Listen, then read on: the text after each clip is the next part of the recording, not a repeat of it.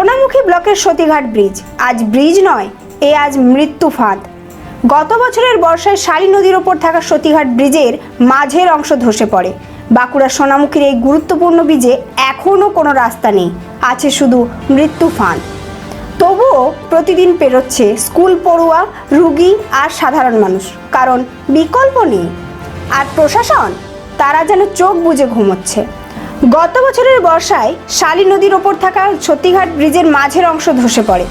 1 বছর পার, কোনো সংস্কার কাজ শুরু হয়নি। আজও সেই ভাঙা ব্রিজেই হেঁটে, সাইকেলে, বাইকে পার হচ্ছে মানুষ, জীবনকে বাজি রেখে।